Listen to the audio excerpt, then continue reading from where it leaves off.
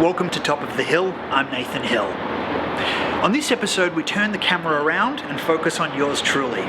Associate producer of Revenge of the Gweilo and co-producer on Colourblind, Mr. Michael Siu, originally asked that we shoot an hour-long interview together, which I dubbed the Hour of Power.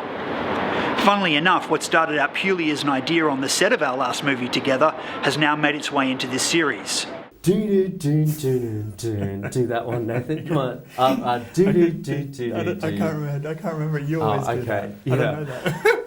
Nathan Hill, Mr. Nathan Hill, welcome, and it's been such a long time in the planning for us to get together here today.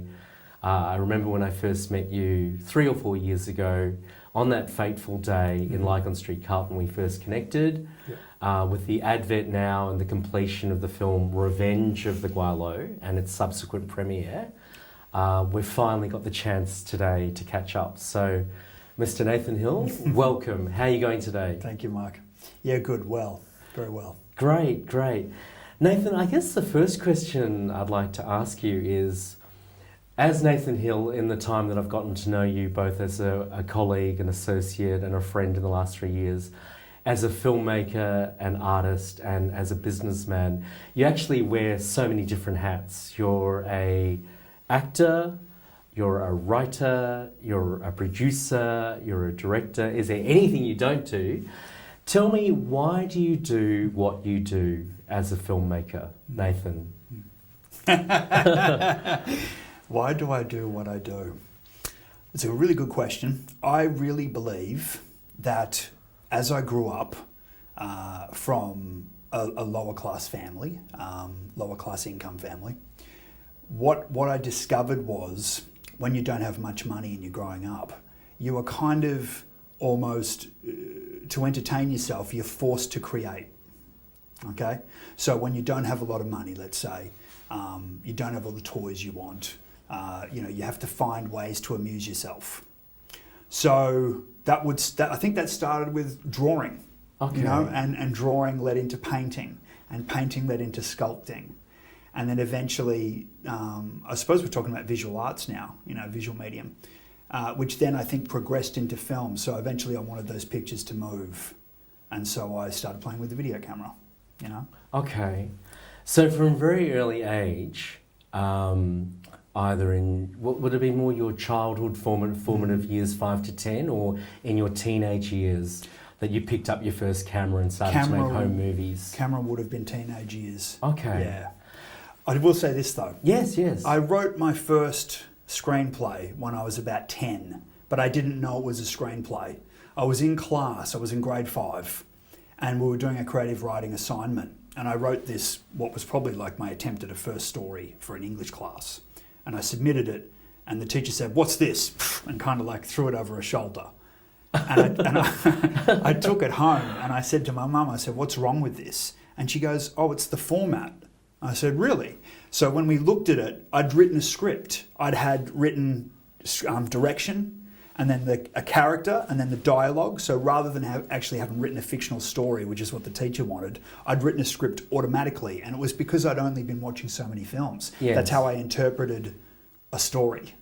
So that kind of innate nature of being like, maybe it was because it was of your genes, or the fact that you were a lover of everything visual, everything sound, everything artistic, but rather than picking up a paint, even though you might have done painting, for example, with a paintbrush and a canvas, you found your sort of favourite medium with a little Fisher-Price video camera, or a Super 8 camera maybe, or Super 8 cameras were accessible because of my grandfather, because he had a whole bunch of them lying around all the time. So I did experiment. But I found, as a youngster, film was hard to understand. Yes. How do you process it? Where do I get the money to even do that? It was a bit complicated. Yeah. So I was in search of, I think it was the first time I saw a VHS Porta Pack. I saw a friend had one. And I was Okay. like, what? How do I get that? You know, and so I kind of, you know, I guess I was lucky too, because as I was just starting to get into shooting, Yeah. you know, video had hit the market. You know, I was Yes, lucky. yeah. It was, and you would remember it. It was that transition from film to video. A lot of filmmakers didn't like it, but you know, that was the first time you could get those domestic cameras, and so I kind of hunted down VHS Porta Pack, and I shot my first movie with, I think it was Super VHS. Oh Yeah, wow! yeah. Okay, I guess the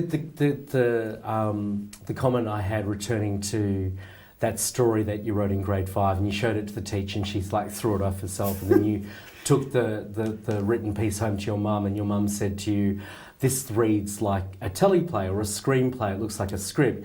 And what I was referring to about the innate quality of you as a filmmaker and as a storyteller, it got developed from very, very early on as a teenager. Most people in grade 5 or grade 6, or as they go through middle and high school, will write third-person narrative stories. Mm-hmm. And then later when they go to uni, they learn how to write scripts. So you already had that kind of intuitive format in your DNA and in your genes. So maybe that could hallmark the idea that this, from a very early age, your calling was to be a filmmaker, a writer, a producer, a director, an actor. Well, do you agree? I love how you've put that, because it makes a lot of sense. That's exactly right. And my mother was actually a photographer, and she had converted, I remember now as you bring it up, she had converted our laundry into a dark room. Oh. So the first time I saw a film developed was at home. And it was actually large black and white photographs of myself and my brother and sister that she'd taken. But she was also, around about the time I was shooting that first movie, she was studying media at university, and she was majoring in media and psychology. And so she kind of, I think she identified that I had that skill, and it was something that she was passionate about. She didn't follow on with it after uni. She went into the psychology realm. But she had the passion. Yeah. So she identified that I had that writing ability, and then she identified that I like to tell stories visually. So she actually, in fact, helped me with the screenplay that I wrote, which is the first film. And I think because she was working on the Hinch show. She was working on Darren Hinch's show when she was at uni. And her major, her graduate film in uni was all about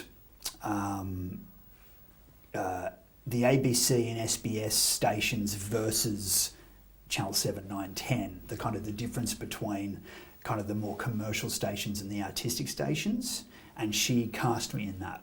Okay. So, yeah.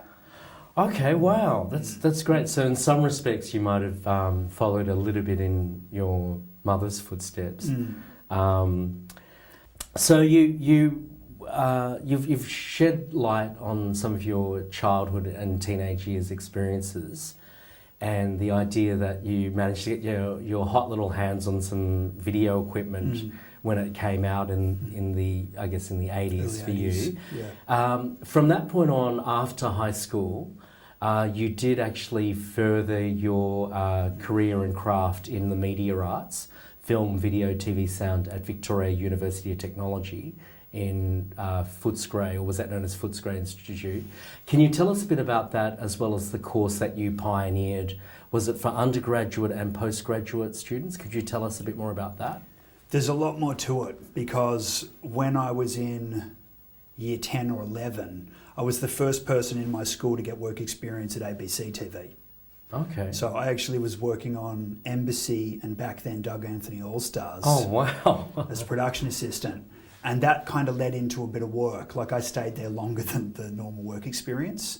Was that like your intern? Yeah, Okay. that's right. Yeah. But prior to uni, to this tertiary is school? in high school. Oh. Yeah, this is in secondary. Oh, Yeah, wow. That's right. Okay. So then in year 11, the school I was at was supposed to be a kind of launch into tertiary studies. So your year 11 and year 12 was more like a course rather than doing like separate subjects. So I kind of helped, in a sense as well, sort of pioneer their media class. And so I did a funny thing where I shot my first film, and I used that as like one of my major assessments in, I think, in year 11. Yes. And then I think in year 12, I got really serious, and I ended up shooting a promotional video for the Australian middleweight kickboxing champion. Okay, so So really, for half of secondary school, I was doing these major film-related things, whether it was intern or creating a film or a major interview or whatnot, and that was having an effect on the students and also the actual course curriculum. Okay. And out of that, I became the SRC rep for the whole year. Okay. Anyway, following that though, I tried to get into VCA film school. I was too young. Was that also back then known as Swinburne? It was Swinburne. I think it might have just gone into the first year at VCA. I can't remember, but it was during that transition. Yeah. It was very hard to get in back then. It was very difficult. I recall there were only, back in that time frame, only two major film and TV schools. Yep. There was Swinburne in John Street, Hawthorne. That's right. And then there was the one they call AFTRS, AFTRS, which is the Australian Film, Television, Radio School in Sydney, which was even more of a Fort Knox to get in. So so with your application test, the 9 images and the story, they came back and they sort of essentially said that you were a little bit too young. Yeah, I think it was more just that I hadn't formed enough as a filmmaker. Okay. I was still in those infantile stages and I was still learning and developing and as I said, very hard to get in, so there was a lot more competition back then, in fact. And then you got an offer, a subsequent offer from... that was from Northern Metropolitan College at TAFE. Oh, okay. In Collingwood. And really good guys in there. I remember my teachers, one of them, I think it was Robert Stewart, really good, like we just clicked straight away. But the submission that I did for them, this was ironic because I was trying to get into VCA, but I'd done another submission for the NMCOT. And I didn't put that much into it, I just thought, see what happens. But they adored it. Oh, wow. So when I went in for the interview, one of the teachers actually stopped and said, "This is the best submission we've ever had, ever." And I was like, "Really?" Because I wasn't thinking I was trying to get into VCA. And he said, "No, this is phenomenal." But what I found with those guys, I'm actually glad that I went there because they were just so hands-on at how to shoot with cameras, how to do sound, how to boom, how to cut your stuff together. Back then too, I remember when I was doing that, Richard Wollstonecroft was shooting his first feature, which was Bloodlust. Okay. They were coming down and borrowing all our equipment because we had like state-of-the-art equipment. We had what back then, which I think was called the Sony 910. It was like the first computer edit suite that VCA didn't have. Okay. So people were coming in and borrowing it from us. And then another great thing that happened from enrolling and doing that course was that I lived in Box Hill at the time, and my work experience, I was then teed up by Robert to go and work with the McKennas at Box Hill TAFE TV, which was right around the corner from my house. Okay. So I was actually in there, and they were sometimes letting me kind of direct, so I was vision switching and I was directing and I was in the TV studio and, really hands-on. So, and because I was so passionate, I guess, I ended up DOPing or acting in every student's major. Do you know what I mean? Just so hands-on. So I'm glad that I did that.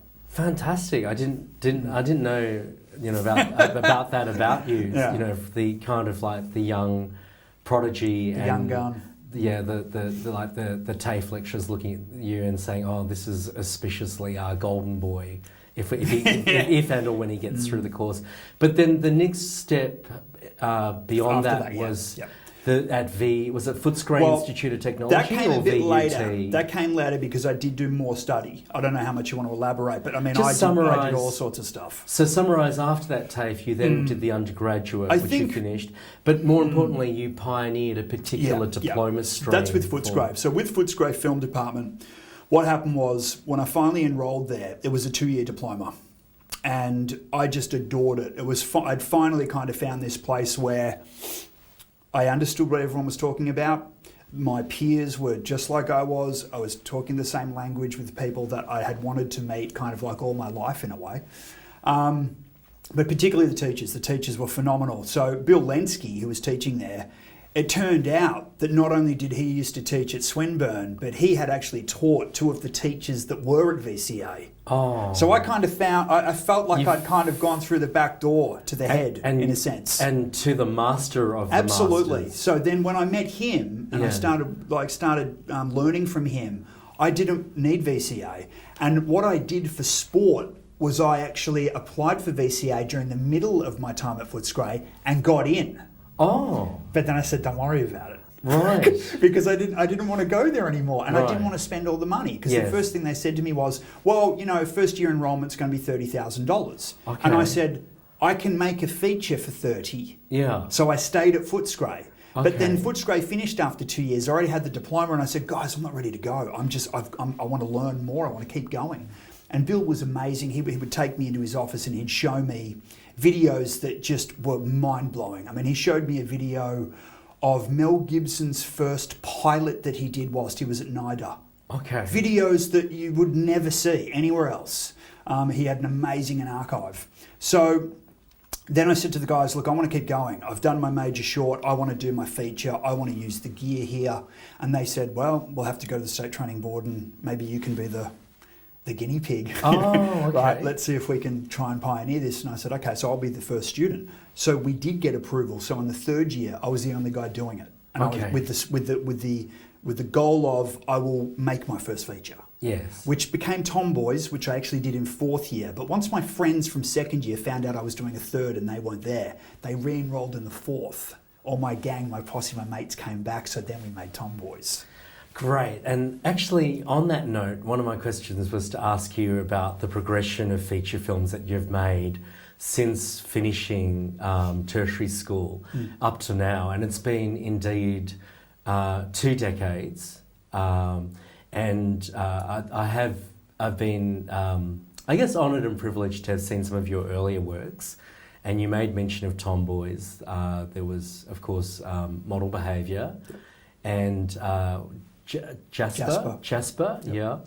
And actually, if I'm looking in the background behind you, we can actually see some of the awards that you've taken out over the years. Yep. So talk about some of your films that you've made, and then we'll talk about in the time that we've got the most recent feature film production that you've put to bed, namely Revenge of the Guaylo. Yep.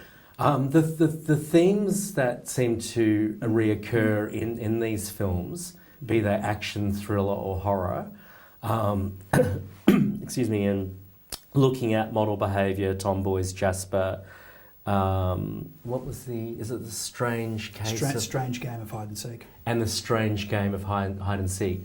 Talk, if you could share with us some of the inspirational points behind those films, the themes that you were visiting, and the techniques that you're using in those feature films. Yep. That'd be great. Yep, absolutely. So, film school, I had already written a whole bunch of scripts. I knew as soon as I went in there what I wanted to do.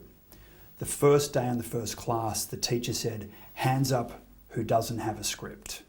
Or maybe hands up who does have a script. Okay, and I was, yep. And then she said, okay, everyone who hasn't got a script, get out.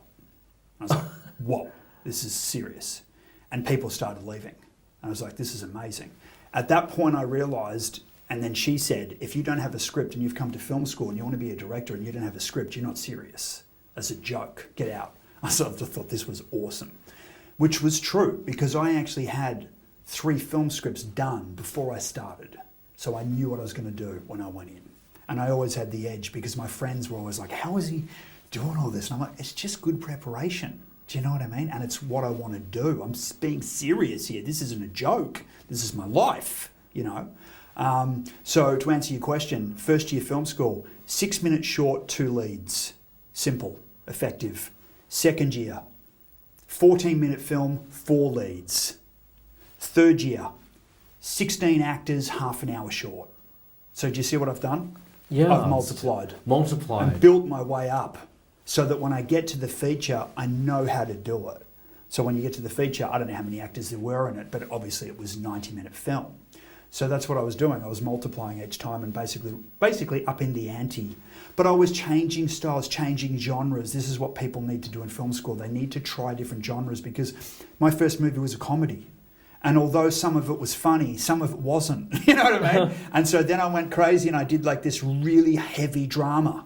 And some people were like, oh, look, it's good, but like, I thought, maybe that was a bit too much. But then to do my major, it was really in honour of my grandfather. Almost teared up. but he had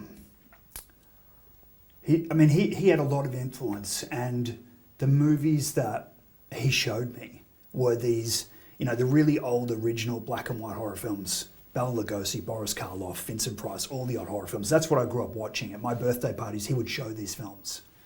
So I thought to myself, I don't know if I'm going to make it. I don't know if I'm ever going to release a movie at this stage. I mean, I'm really passionate, but I don't know if I'm going to be successful. So I made sure that my major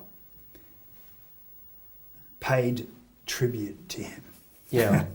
That's great. Because one of my questions was, I was going to say to you, to find out from you, was what were some of your favourite films and what were some of your favourite films and TV programs as you were growing up, from a child to a teenager to in your 20s finishing tertiary school? You had that kind of private tuition from your grandmother.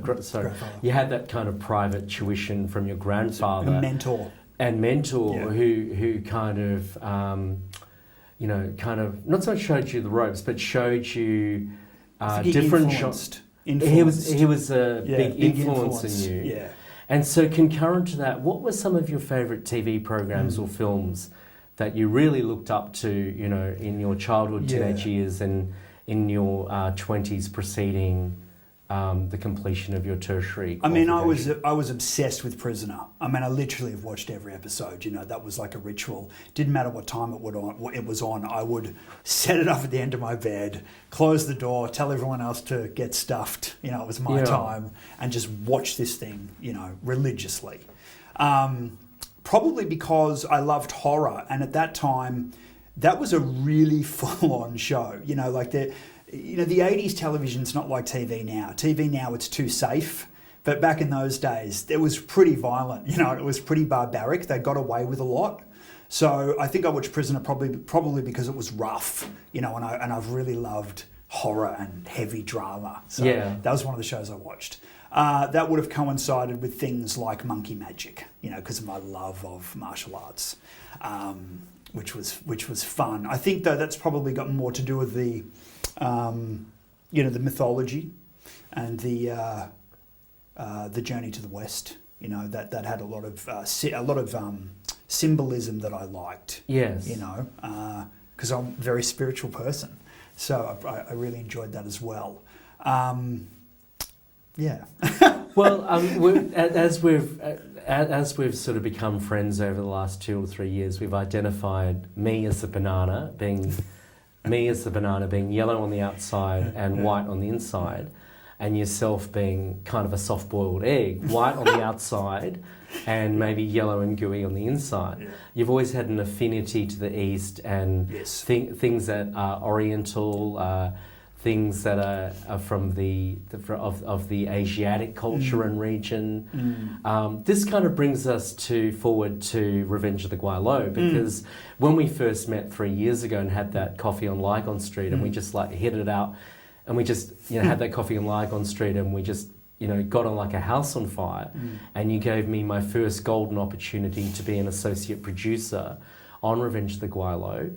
I mentioned to you at the time, after reading the script, that what you wrote for Guaylo was in some ways very ahead of your time, and Revenge of the Guaylo, now that it's completed, will have an important place in film history in Melbourne, Australia, given the themes of the Asian mafia and the relationship you had with as a protagonist to Mariana Jolene.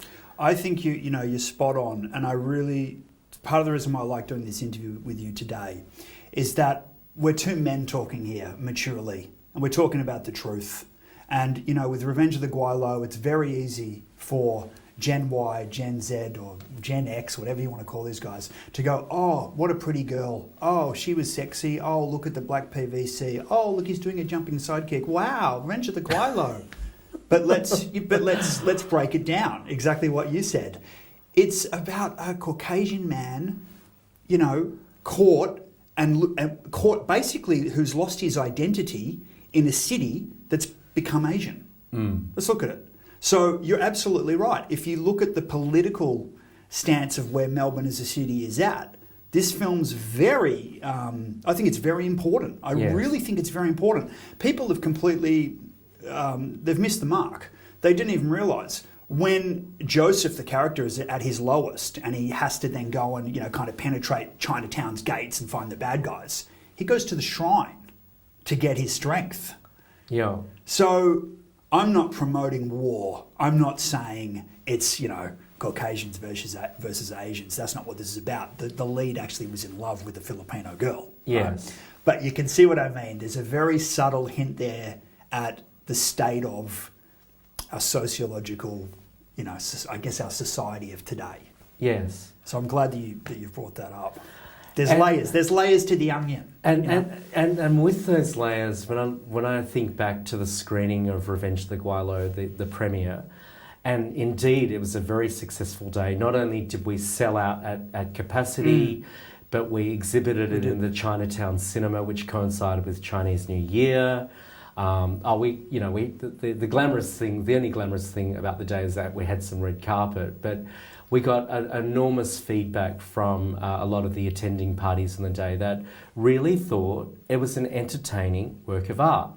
And just rewinding for a minute, when you said there was a scene where your character was Joseph, your character Joseph was walking up those stairs to the shrine, and there was like a long shot, then a medium shot, and then a close-up. Correct. I just thought, what a great location that you chose. And it reminded me of Law and Order, like in that TV series show that's set in Manhattan, New York, where a lot of the principal actors go up and down the Supreme Court stairs.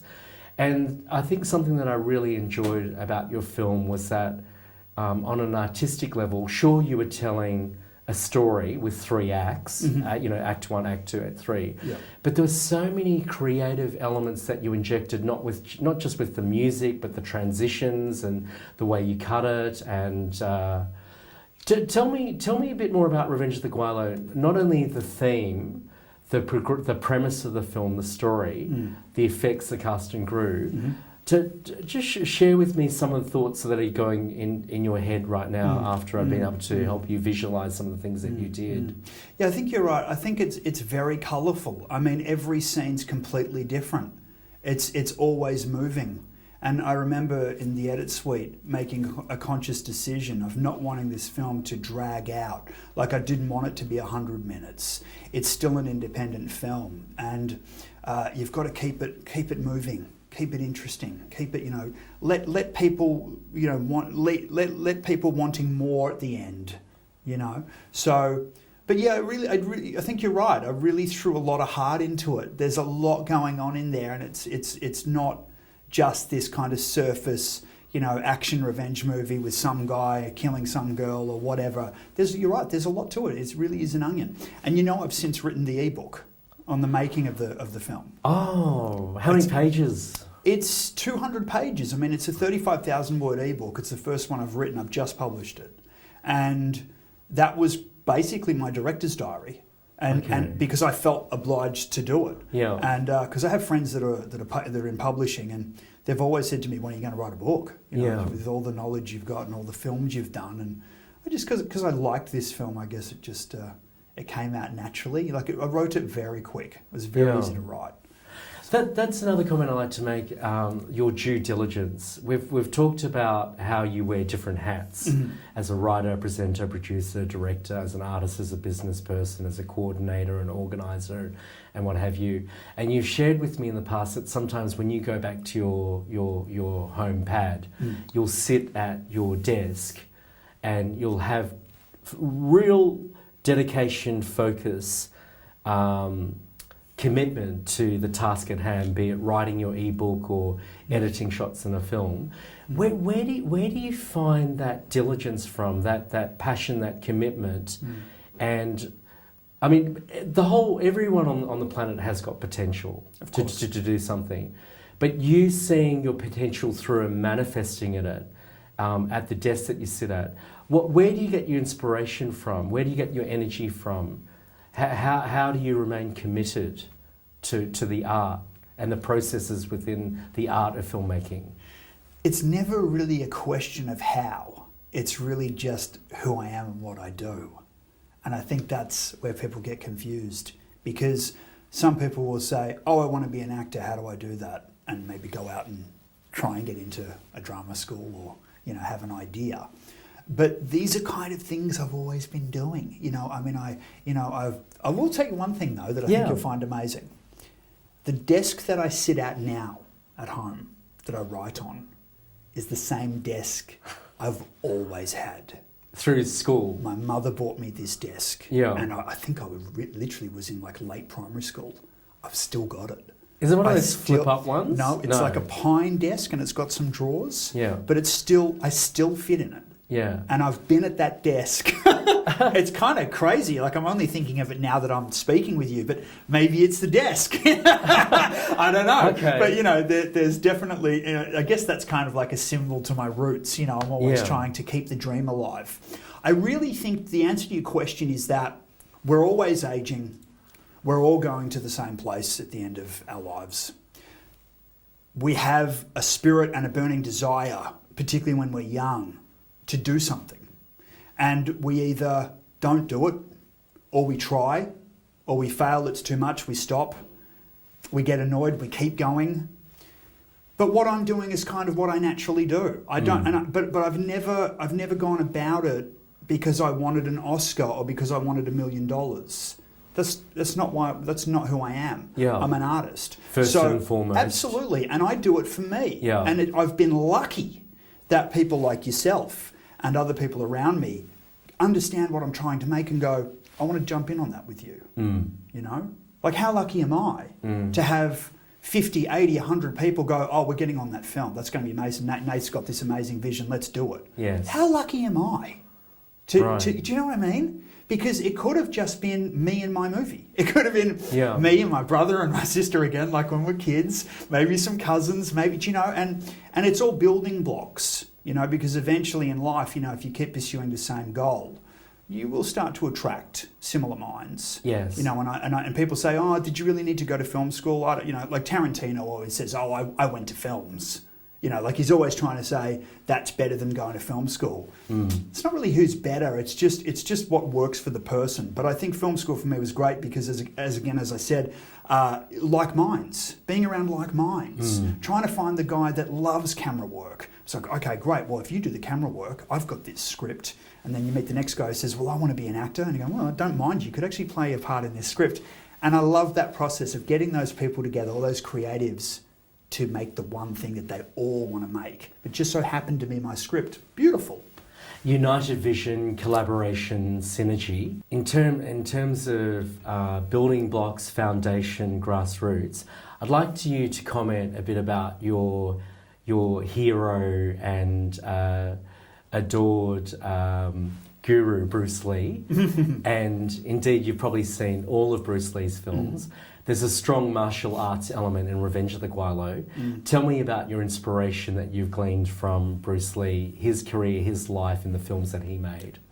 Look, the whole Bruce Lee thing really is that, I've never wanted to sound like a lot of the other guys that I was in school with that said, I love Bruce Lee. And it's almost like a cliche when you say that you love Bruce Lee. It's not like that. Bruce Lee's, one artist that I respect, obviously because he's a giant and what he achieved in his life is phenomenal. And that's more what it's about. I love phenomenal people. So with the martial arts, coming from from some pretty rough, Caucasian, if you want to say Bogan family roots or Guaylo? Guaylo roots perhaps. And when I was growing up, the thing to be cool was to smoke and drink, right? And I found out pretty quickly that made me sick. So I kind of went to martial arts in desperation, of not wanting to be like these people around me.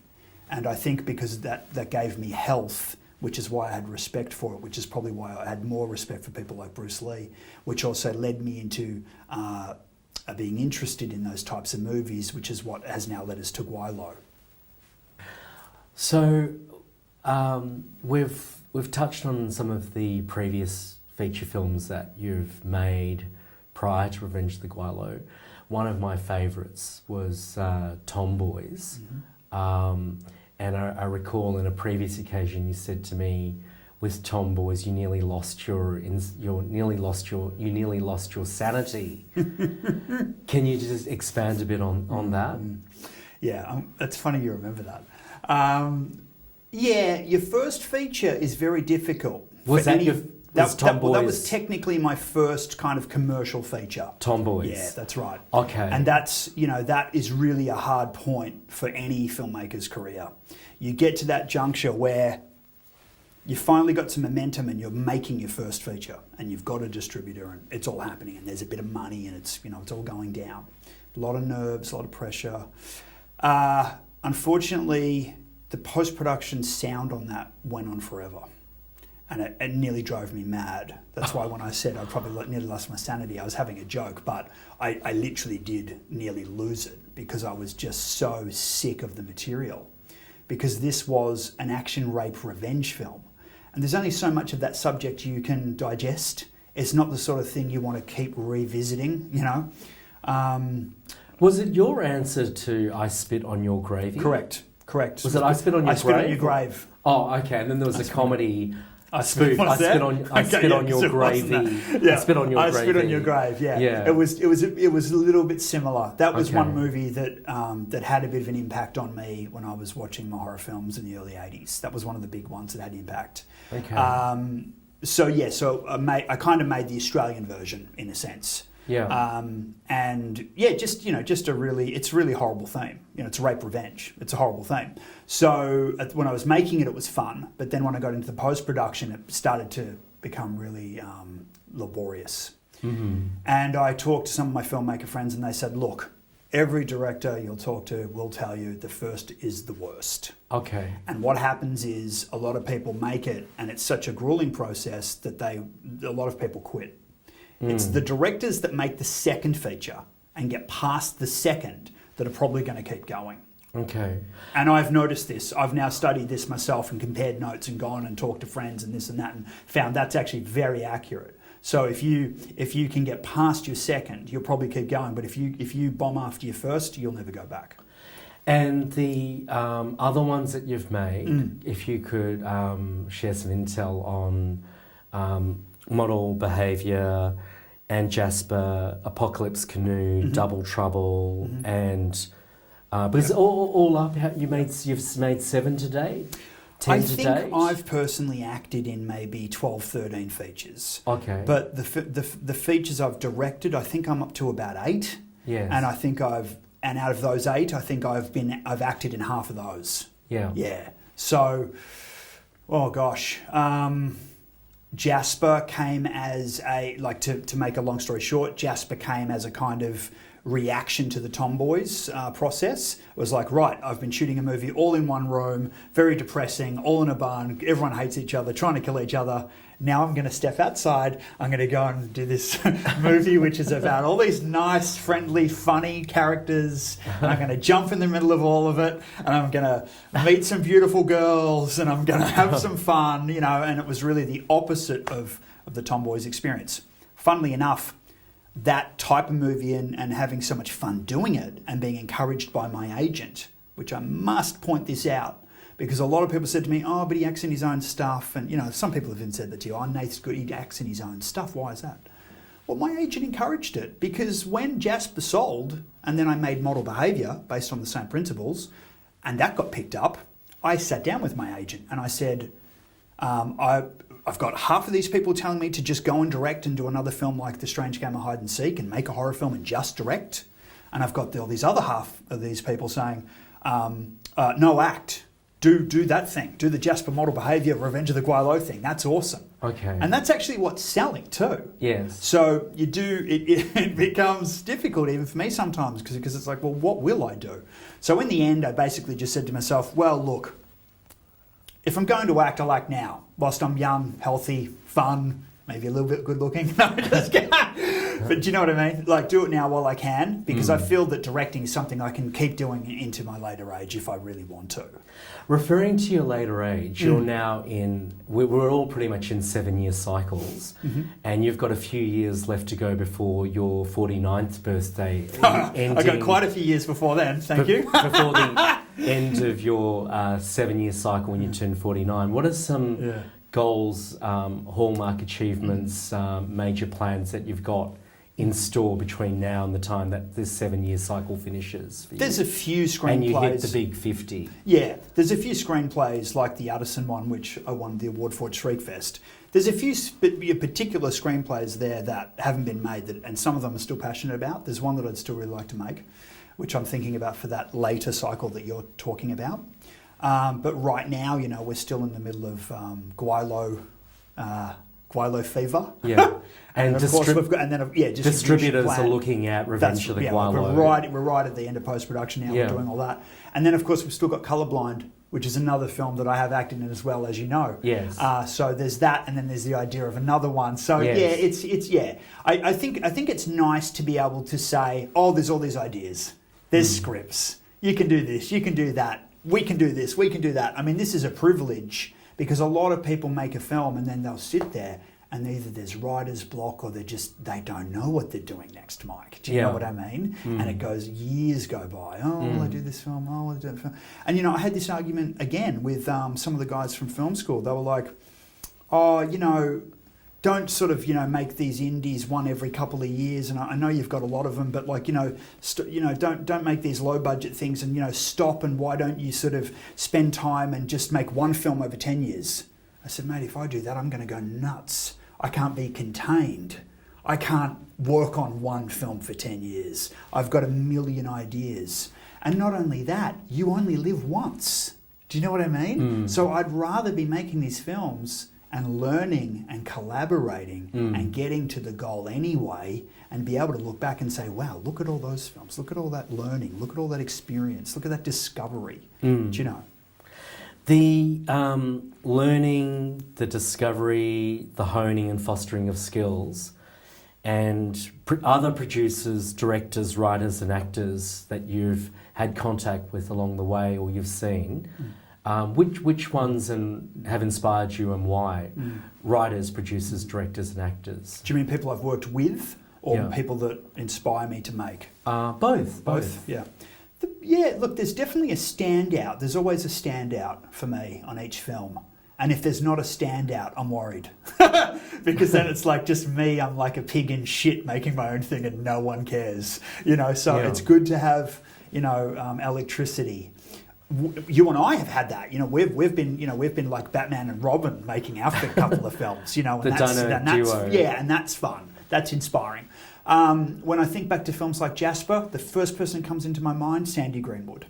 And Sandy is amazing. I've always thought she should be in more films. I've always felt like Australia's let her down.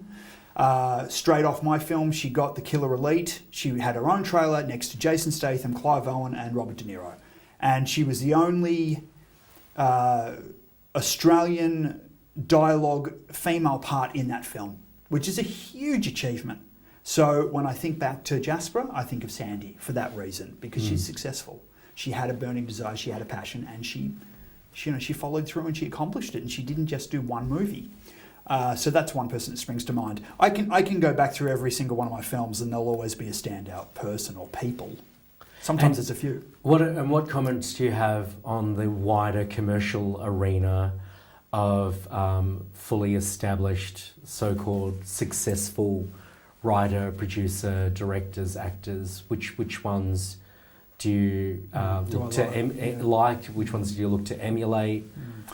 Sadly, the older I'm getting, and maybe everyone goes through this, I'm not sure, I'm liking less people. What I mean is, I don't mean it to sound mean, but I don't have as many mentors. I think it's, people that inspire me or filmmakers that inspire me, there's less films I want to see. Okay? So when I was young, it was like a smorgasbord of movies I want to see and directors I want to listen to and actors I want to, watch. And I've just felt that as I'm getting that little bit older, there's less people that inspire me. Maybe I've seen too much. Maybe I've seen not too many films. Sounds like there's a balance between input, output. Yeah. I mean, your output is prolific, given that even someone like Bill Mazulis, an underground Melbourne filmmaker, says that over your decades, you've had the financial commitment to see the manifestation of your artistic projects. I'm thinking as you get older as well, I think there's an element in you that's come through to for your films not just to make sense, as in dramatic, artistic sense, but also dollars and cents. You're an artist first, but that now there's a part of you that realises that you need to be a businessman as well and make dollars and cents out of your work. Can you comment on that? Very much so. And this is, I guess this is one of the things I've noticed with actors that I have worked with, is that a lot of them don't have the business sense.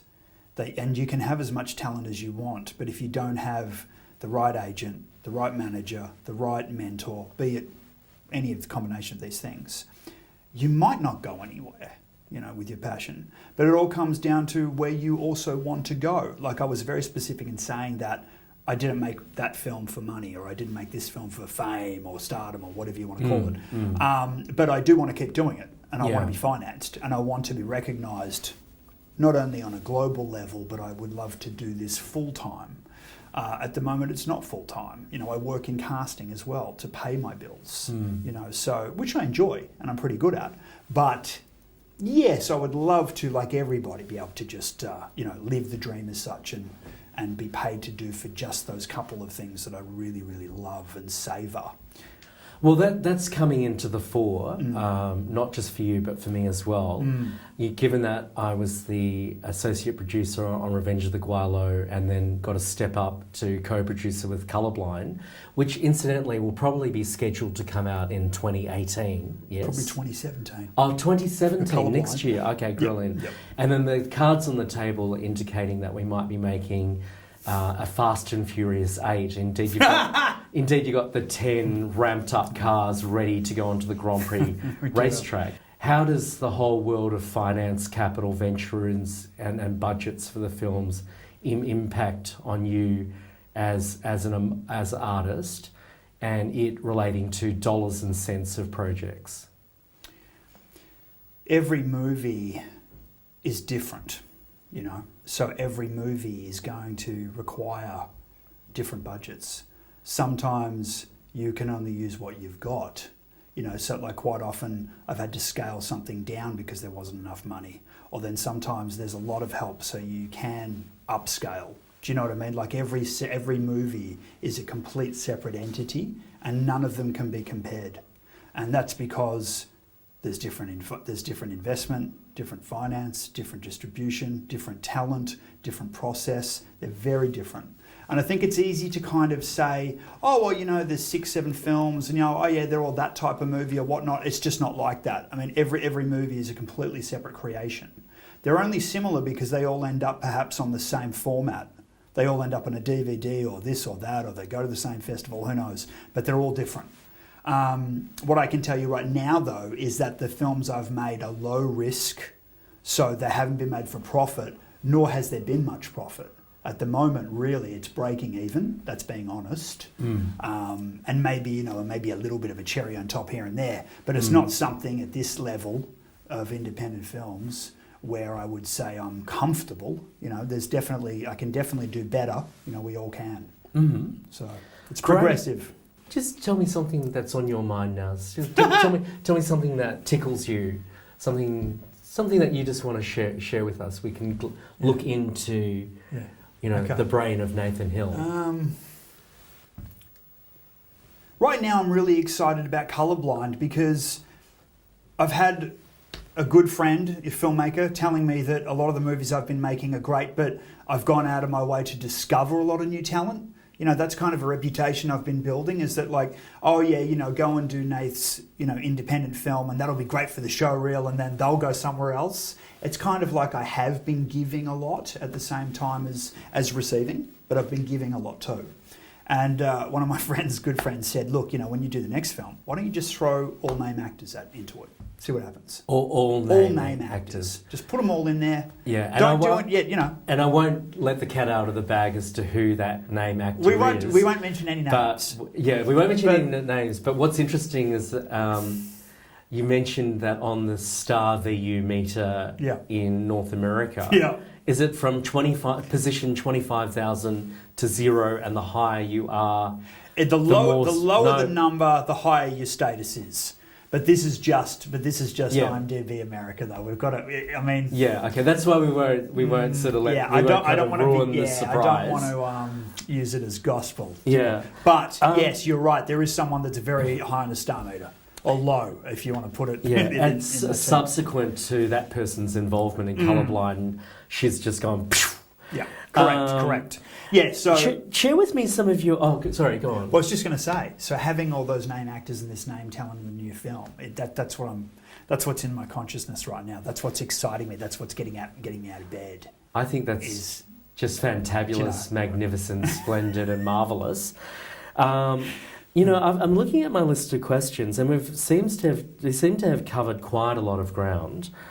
I'd like you to tell me a bit more about your principles and values, character and personality.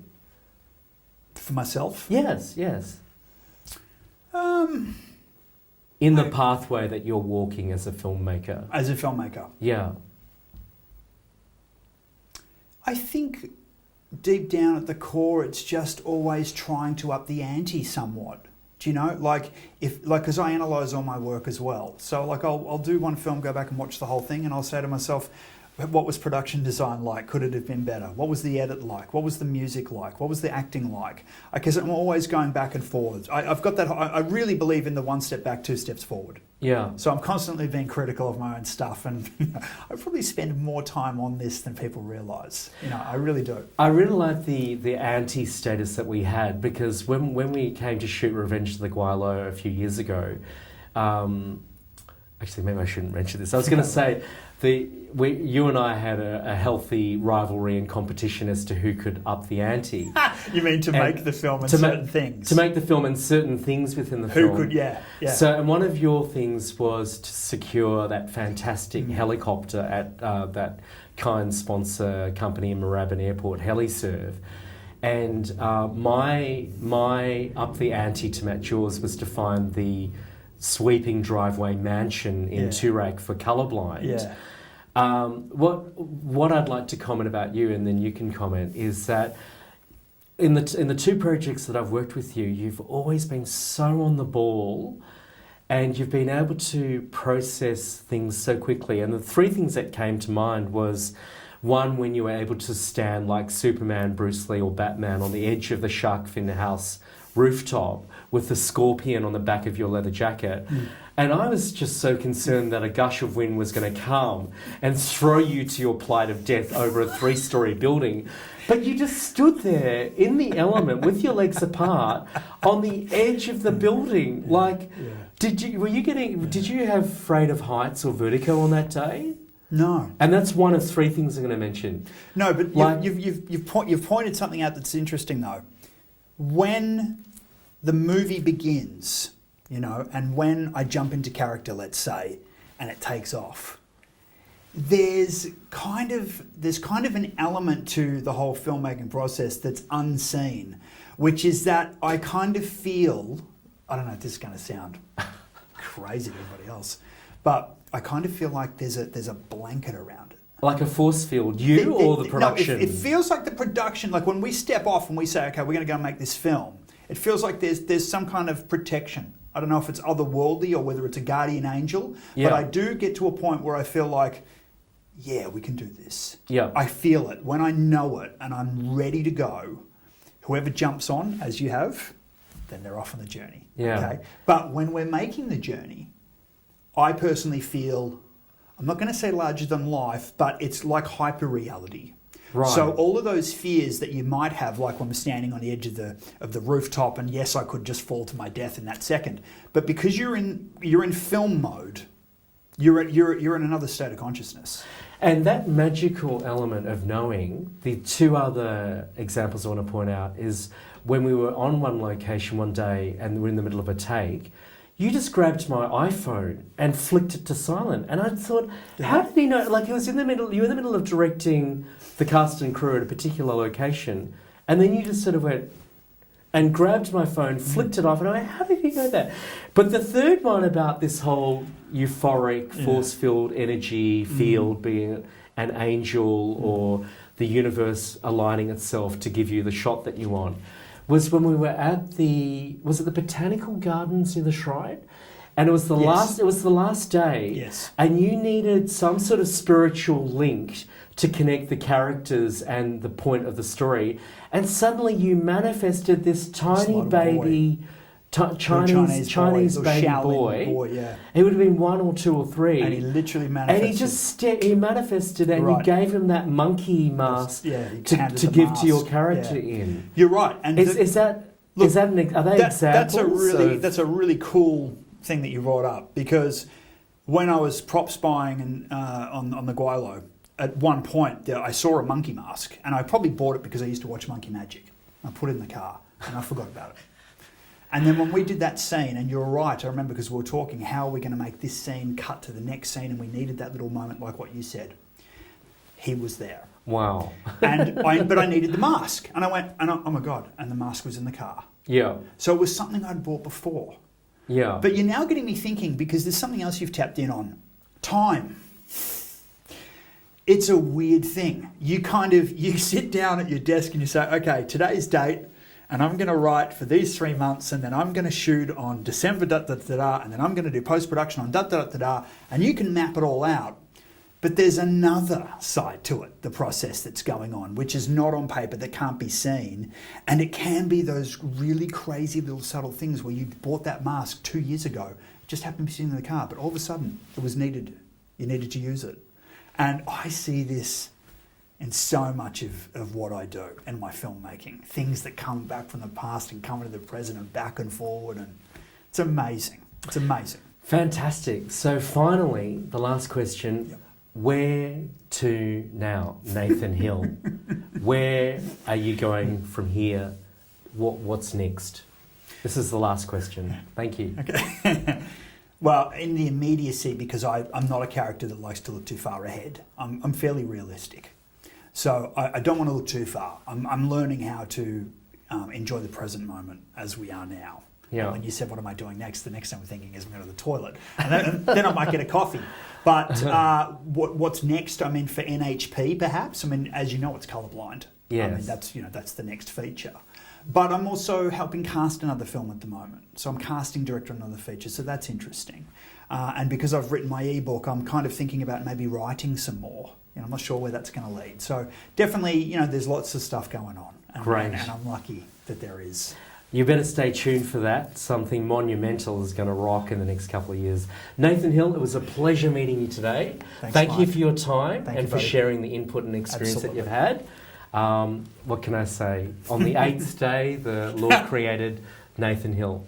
Give us a bro hug, man.